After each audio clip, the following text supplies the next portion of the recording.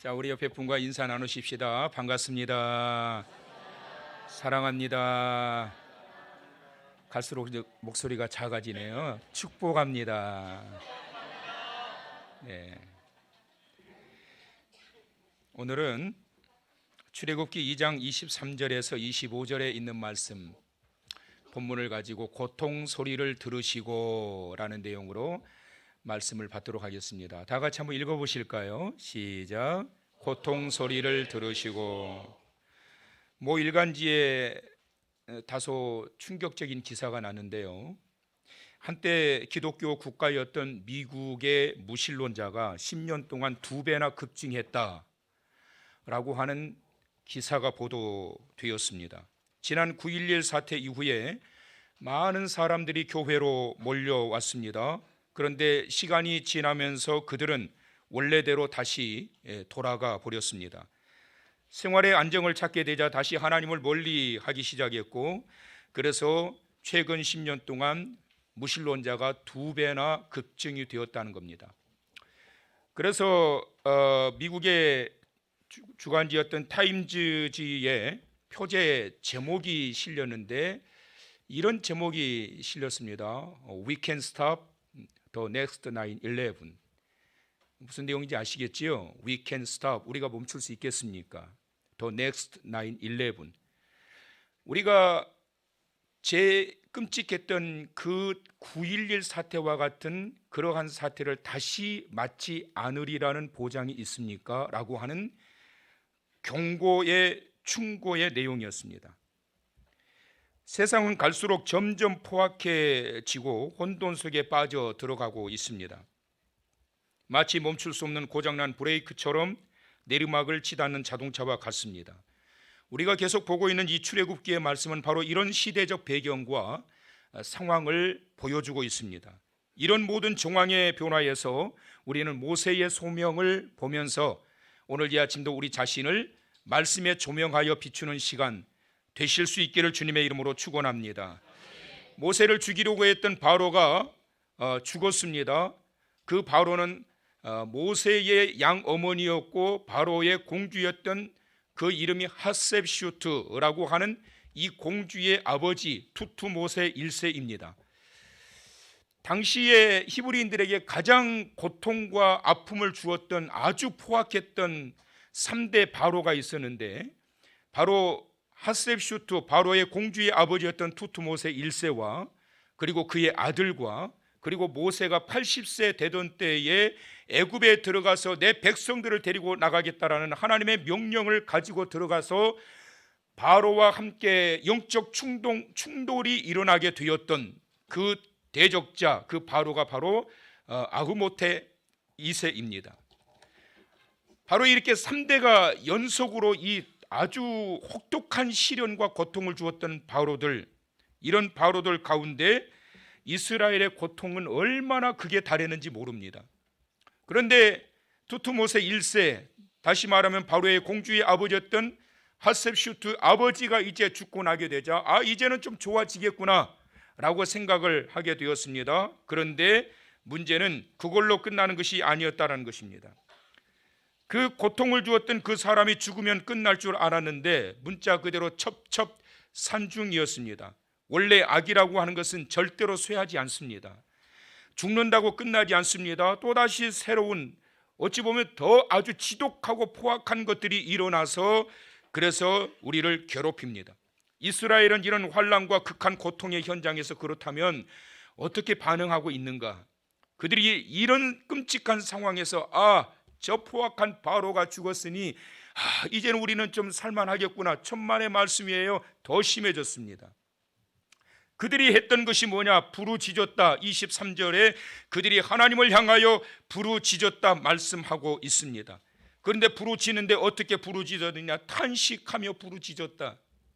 그들이 부르짖었다라고 하는 이 부르짖는다라고 하는 이 히브리어 원어를 보게 되면 자아크라는 단어를 쓰고 있습니다. 따라서 하실까요? 자아크. 참 어려운 말인데 이렇게 생각하시면 돼요. 자크를 올리면서 부르짖다 이러면 돼요. 자, 시작. 자크를 올리면서 부르짖다. 왜 손은 뭐 하세요?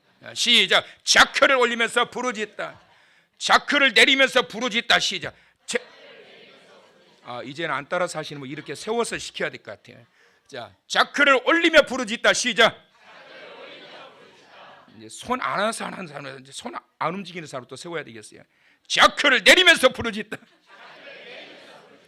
여러분 기억하시라는 거예요. 자크 이게 뭐라고요? 그래 이제 안 잊어버리시겠죠?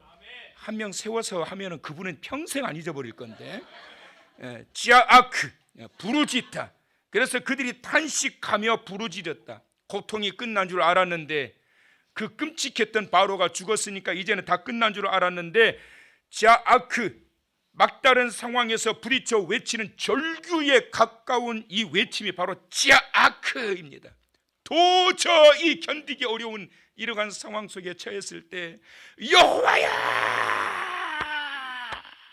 이게 뭐라고요? 자아크라고요. 그들이 고통의 현장에 처했을 때 하나님을 향해서 이렇게 외쳐 부르짖습니다. 하나님은 고통의 현장에서 우리에게 이렇게 자아크 부르짖으라고 말씀하십니다. 이사야서 55장 6절에 보니까 너희는 여호와를 만날 만한 때에 찾으라 가까이 계실 때에 그를 부르라 그러셨어요. 여호와를 만날 만한 때에 찾으라. 여호와를 만날 만한 때가 언제이겠습니까 여러분?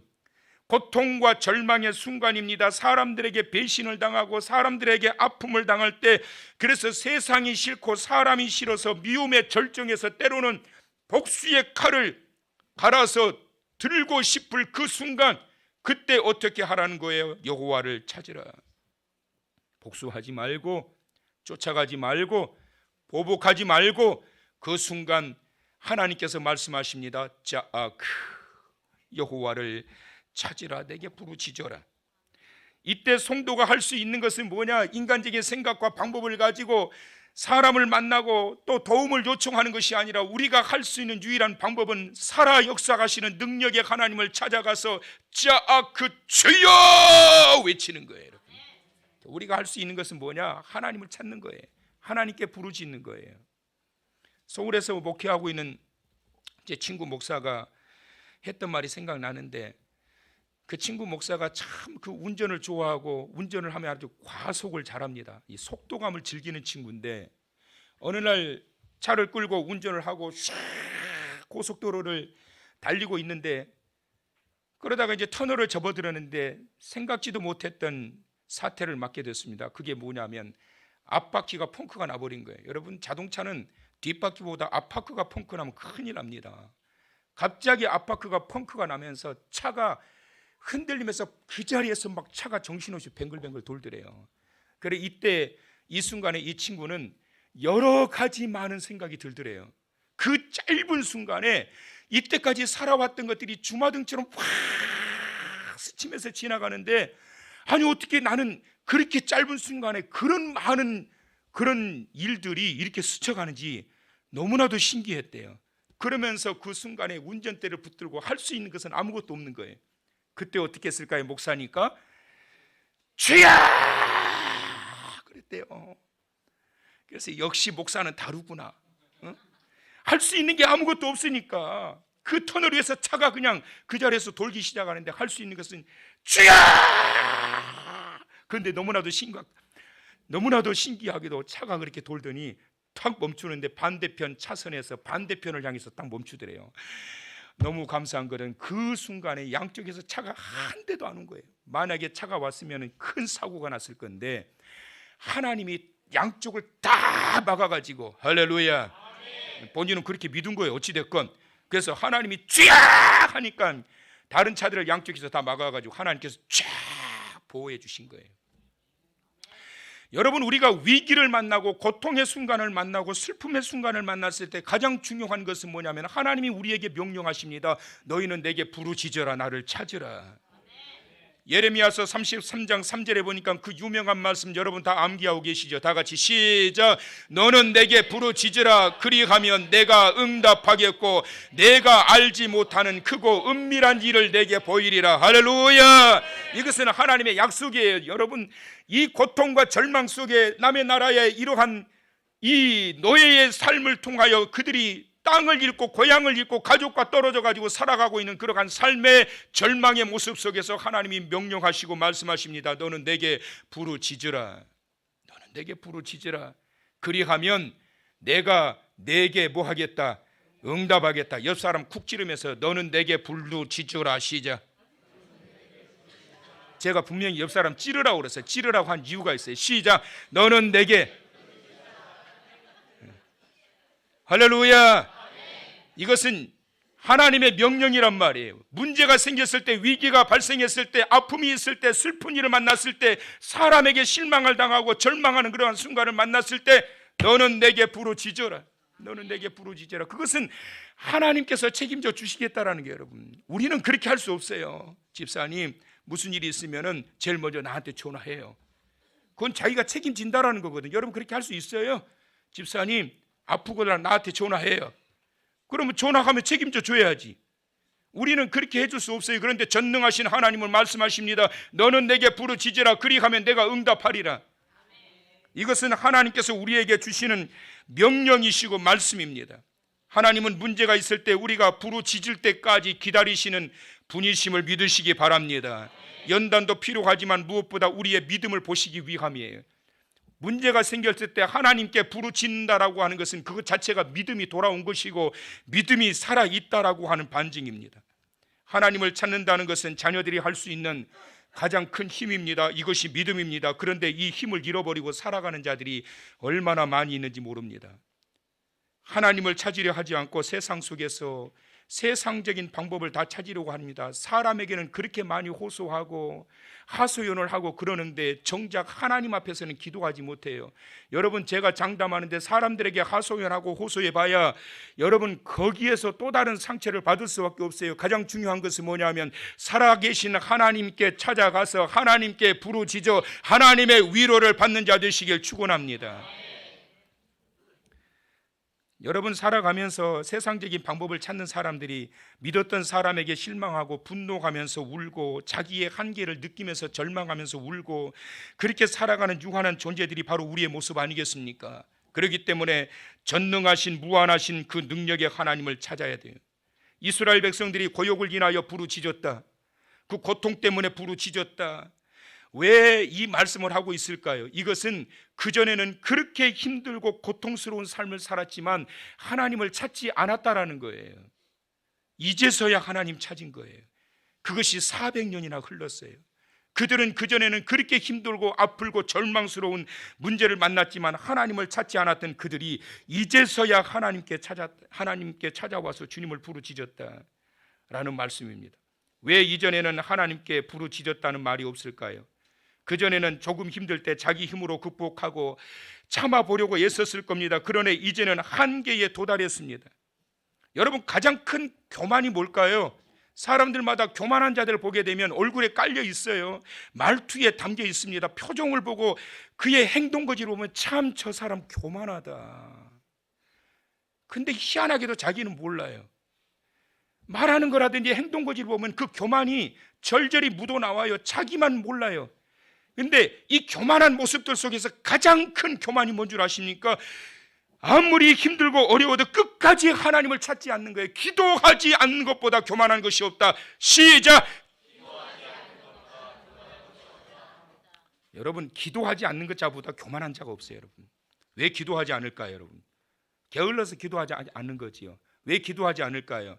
나는 하나님 안 도와줘도 돼요. 나는 내 힘으로 내가 얼마든지 살 수 있어요. 그러니 하나님 안 도와줘도 돼요. 그러니까 기도하지 않는 것 아니겠어요? 왜 기도 안 해요? 하나님을 못 믿으니까 기도 안 하지요. 하나님을 향한 믿음이 있는데 왜 기도하지 않겠어요? 하나님께 찾아가서 하나님께 도움을 요청하면 하나님께 기도하면 구하라 내게 주실 것이요. 그 말씀을 믿는데 왜 기도 안 하느냐고 여러분. 믿음이 없는 거지요. 내가 기도해도 하나님이 들어주시겠어? 그 믿음이 없는데 무슨 기도를 해요? 자기 교만에 가득 차 있는데 무슨 기도를 해요? 하나님께 도와달라고. 그래서 여러분 기도하지 않는 것처럼 교만한 게 없습니다. 하나님은 우리의 기도에 그러기 때문에 겸손한 자세로 낮고 낮은 자세로 하나님을 향하여 외쳐 부르짖을 때 반드시 응답하시는 분이심을 믿으시기 바랍니다. 출애굽기 22장 23절에 보니까 이런 말씀하세요. 내가 만일 그들을 해롭게 함으로 그들이 내게 부르짖으면 시작 내가 반드시 그 부르짖음을 들으리라. 그러니까 내게 부르짖으면, 그래서 하나님이 우리를 확신시켜 주시기 위해서 뭐라고 말씀하시느냐면 내가 반드시 그 부르짖음을 들으시리라. 이래도 기도 안 해요? 옆 사람한테 시작. 이래도 기도 안 해요? 시작. 우리 성가대만 한번 해봅시다. 옆 사람한테 시작. 아니, 이래도 기도 안 하실 거냐고. 여러분, 내게 부르짖으면 내가 반드시 그 부르짖음을 들으리라. 할렐루야. 근데 여러분, 하나님의 들으시는 방법이 참 재미있습니다. 민수기 20장 16절에 보면 모세가 이스라엘 백성들과 출애굽을 하다가 에돔 지역을 통과를 하게 됐어요. 근데 에돔 지역을 통과를 해야 되는데 그 사람들이 허락이 있어야 되잖아요. 그런데 수백만 명의 사람이 그 남의 땅 지경 국경을 통과를 하는데 그게 쉽게 허용을 해주겠냔 말이에요. 한두 사람 비자 내주는 것도 그게 얼마나 어려운데 수백만 명이 이 땅을 통과하겠다는데 그걸 누가 허용을 해주느냐고요. 그때 모세가 호소문을 협조문을 이 에돔 왕에게 보내는데 이렇게 보내는 거예요. 자, 시작. 우리가 여호와께 부르짖었더니 우리 소리를 들으시고 천사를 보내사 우리를 애굽에서 인도하여 내셨나이다. 할렐루야. 지금 모세가 애굽에서 이 백성들이 하나님께 기도했던 그 기도의 결과로 하나님이 애굽 땅에 누구를 보내셨다고요? 천사를 보내셨다라고 고백하고 있습니다. 이 백성들을 하나님께서 구원해 내시는데 하나님께서 이들의 기도를 들으시고 천사를 보내셔서 이 땅에서 그들로 하여금 벗어나게 하셨다 말씀하고 계십니다. 사람은 살아가면서 두 부류의 사람들을 만나는데요, 천사 같은 사람을 만나고 악마 같은 사람을 만나요. 여러분, 살아가면서 악마 같은 사람 혹시 만나보셨어요?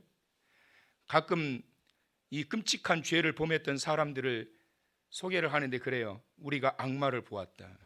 그 피해자가 그런 말을 해요. 우리가 악마를 보았다. 여러분, 악마 같은 사람이 있습니다. 반면에 천사 같은 사람이 있어요. 악마 같은 사람은 어떤 사람일까요? 악마 같은 사람은 사람들을 고통스럽게 만들고 죽고 싶은 마음이 들게 만드는 자가 악마 같은 자예요, 여러분. 천사 같은 자는 어떤 자일까요? 고통 중에 있는 나를 위로해주고 피할 길이 없는 나에게 피난처를 제공해주고 내게 기쁨이 되고 내게 소망이 되게 하는 것, 이것이 바로 하나님의 보내시는 천사예요. 여러분, 우리가 살아가는 동안에 하나님께서 천사를 보내셔서 죽고 싶은데 죽지 않게 하시고 절망 가운데 위로를 주셔서 새 힘을 갖게 하시는 이러한 놀라운 은혜가 얼마나 우리 삶의 현장에 많은지 몰라요. 사랑하는 성도 여러분, 이번 한 주간에 살아가시는 중에 천사 같은 자들 많이 만나시기를 축원합니다. 하나님이 보내신 천사들을 많이 만나시기를 축원합니다. 어떤 분이 그래요. 제 남편은요, 제 인생의 로또와 같은 사람입니다. 그러니까, 어이구, 그렇게 남편이 잘해주세요. 그러니까 그게 아니고요, 제 남편과 저는 하나도 안 맞아요. 처음부터 끝까지 하나도 안 맞아요. 그래도 이렇게 살고 있어요. 여러분, 악마 같은 남자라 할지라도 악마 같은 여자라 할지라도 하나님의 은혜를 통해서 변화가 일어나게 되고 하나님께서 천사의 모습으로 변화되어 내게 보내주시게 될 때 애굽의 땅에서 나를 건져내심과 같이 구원의 은혜를 입게 하실 뿐만 아니라 하나님의 위로를 받게 하신다라고 하는 사실을 믿으시고 이번 한 주간 그 고통의 소리를 들으시고 천사를 보내셔서 위로받게 하시고 새롭게 하시는 그 놀라우신 은혜와 축복을 경험하고 나아가는 성도 여러분 다 되시길 주님의 이름으로 축원합니다. 또 한 가지는 하나님이 고통 소리를 들으셨다고 그랬어요. 고통 소리를 들으셨다. 여기서 이 들으시다라고 하는 것은 슈암마라는 단어를 쓰고 있어요. 주의 깊게 경청하다라는 거예요. 고통 중에 있는데 하나님 앞에 주여 그러고 기도하면 그 고통의 소리를 하나님이 나의 작은 신음에도 응답하시는 하나님이 내 고통의 소리를 조용히 듣고 계신다는 거예요. 좀 힘들구나. 네 마음이 정말 아프구나. 얼마나 힘들었니? 그래서 이 고통 중에 하나님을 향하여 부르짖는 이 기도의 소리를 샴마, 경청하여 들으신다. 여러분, 고난 중에 그러기 때문에 가장 중요한 것은 뭐냐면 하나님을 찾을 수 있는 민감한 반응이 우리의 속에서 일어나야 돼요. 시편 119편 71절에 보니까 그래서 이런 말씀하시죠. 고난 당한 것이 내게 유익이라. 그 고난을 통해서 무엇을 배우게 된 거예요? 주의 율례를 배우게 되었나이다. 고난을 통하여 하나님의 뜻이 무엇인지, 하나님의 말씀이 무엇인지를 발견하게 되었고, 그 고난 중에 하나님을 찾을 수 있게 되었다는 거예요. 한센병 환자는 신체적 고통을 느끼지 못합니다. 이것이 그 병의 특수한 비격이지요.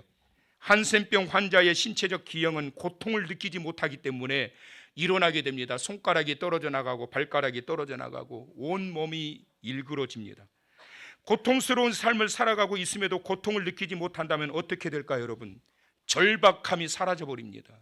내 삶은 지금 고통스러운 삶인데, 내 삶은 지금 정말 지극히 힘든 삶인데, 그럼에도 불구하고 내가 이 고통과 이 아픔을 느끼지 못하고 살아간다면 하나님을 향한 절박함이 사라집니다. 그래서 노력하지 않습니다. 더 나아가 하나님을 찾지도 않습니다. 이것이 절박함이 없는 거예요. 이스라엘 백성들이 400년을 지나오면서 가장 큰 문제는 뭐냐면 그 고통의 자리에 있으면서도 절박함이 없었다라는 거예요. 그렇기 때문에 하나님을 찾지 않았다라는 거예요. 자기의 현실을 바로 알고 절박해져야 됩니다. 절박해지면 하나님을 찾게 됩니다. 이것이 믿음이고 이것이 신앙임을 믿으시기를 바랍니다. 고통을 느끼게 되는 그 순간 이 백성들이 400년 만에 그들의 입이 열린 거예요. 여호와여, 찌아하크, 절규에 가까운 그 외침이 하나님의 귓가에 들려진 바 되어 샴마, 경청하여 들으셔서 천사를 보내신 거예요. 절박했던 이스라엘 백성들이 어떻게 했는지를 볼까요? 23절에 보니까 여러 해 후에 애굽 왕은 죽었고 이스라엘 자손은 고된 노동으로 말미암아 탄식하며 부르짖었다, 이렇게 말씀합니다. 그러자 그 고된 노동으로 말미암아 부르짖는 소리가, 따라서 합시다. 하나님께 상달된지라. 하나님께 상달된지라. 삶이 너무나 팍팍하고 힘들어지자 결국 하나님을 찾습니다. 하나님을 찾는 이 절박한 기도가 하나님께 상달되었습니다. 그리고 하나님이 들으셨습니다. 24절 다 같이 시작. 하나님이 그들의 고통 소리를 들으시고 하나님이 아브라함과 이삭과 야곱에게 세운 그의 언약을 기억하사. 할렐루야. 따라서 합시다. 간절하면 길이 보이고 절박하면 기도하게 됩니다. 다시 한번, 간절하면 길이 보이고 절박하면 기도하게 됩니다. 더 크게 다시 한번, 간절하면 뭐가 보이고 절박하면 뭐를 해요? 할렐루야. 그들이 간절해지니까 길이 보였어요. 그래서 하나님을 찾는 거예요. 우리가 문제의 상황 속에, 위기의 상황 속에 가장 보여야 할 것은 하나님을 향한 길이에요. 할렐루야.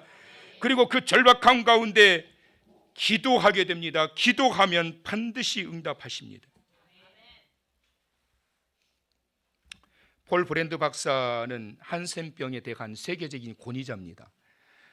그는 미국의 어느 지역에서 한센병 환자 재활원 원장으로 일하고 있었습니다. 어느 날 그는 놀라운 일을 경험하게 됩니다. 출장차 미국을 떠나서 또 영국으로 건너가 런던에 머물면서 하루하루 일정을 참 힘들게 보내고 있었어요. 그러다가 이제 숙소에 돌아와서 신발을 벗고 양말을 벗고, 그러고 난 다음에 양말 한 짝을 마저 벗는데 이상한 느낌을 받았습니다. 감각이 없는 거예요. 발을 만지는데 감각이 없는 거예요. 다른 사람 같으면 그냥 무심하게 지나갈 법한데, 한센병의 세계적인 권위자였고 한센병의 증상이 어떤 건지를 잘 알고 있었던 폴 브랜드 박사는 순간 전신에 전율이 흘렀습니다. 그래서 날카로운 핀을 갖다가 복숭아뼈 밑 예민한 부분을 푹 찔렀습니다. 앞불사, 감각이 없는 거예요. 이제는 더 깊이 푹 눌렀습니다. 피가 솟구쳐 올랐습니다. 그런데 아무 느낌이 없었어요. 내가 한센병 환자들을 치료하다가 내가 이게 감염됐구나. 그 순간부터 절망이 돼버린 거예요. 이제 내가 어떻게 환자들을 치료할 수 있겠는가? 우리 가족들과도 이제는 완전히 동떨어져서 나는 살아야 되겠구나. 이제는 사람들과도 멀리 떨어져서 이제는 나도 한센병 환자로 얼굴이 일그러지고 온몸이 일그러진 가운데 이렇게 살아야 되겠구나. 얼마나 절망스러웠는지 그는 밤을 지새우면서 눈물을 흘리다가 뜬 눈으로 아침을 맞게 됩니다. 그리고 난 다음에 다시 한번 핀을 갖다가 자기의 발 복숭아뼈 밑에 예민한 부분을 푹 눌렀습니다. 순간 깜짝 놀라면서 아! 소리를 질렀어요. 너무 아파가지고. 그 폴 브랜드 박사는 이런 고백을 합니다. 그 순간 내가 겪었던 고통의 순간은 내 생애 가장 행복한 순간이었습니다. 그러면서 그가 그 순간 그런 기도를 했다고 그래요. 하나님, 나의 고통에 감사드립니다. 어쩌내게 고통을 몰랐을 때에는 절망지역이었는데 다시 이 고통을 느끼는 그 순간 얼마나 감사했는지 하나님, 나의 고통에 감사드립니다. 사랑하는 성도 여러분, 지금 어떤 고통 때문에 하나님 찾고 계십니까? 하나님이 외면하시고 듣지 않으신 것 같습니까? 내가 고통을 느끼고 있다는 것은 내가 살아있다라고 하는 증거입니다. 그 고통이 승화되어 하나님을 향한 절박한 간절한 기도로 주님 앞에 나아가는 성도 여러분 되시길 바랍니다. 하나님은 이스라엘 백성들의 고통의 소리를 들으셨다고 말씀하셨고 들으시고 천사를 보내셔서 구원하셨다고 그랬습니다. 이스라엘 백성들은 고통을 느끼며 그 고통을 느끼며 하나님을 찾습니다. 여호와여, 자아크 절규에 가까운 여호와여. 하나님은 오늘 이 아침 이 시간에도 여러분의 고통의 소리를 듣기를 원하십니다. 고통을 느끼지 못한다는 것은 비극입니다. 사람은 고통을 느낄수록 하나님을 찾게 되어 있는 것입니다. 오늘 이 아침 여러분의 고통의 소리에 하나님의 위로와 하나님의 구원하심이 있기를 주의 이름으로 축원합니다.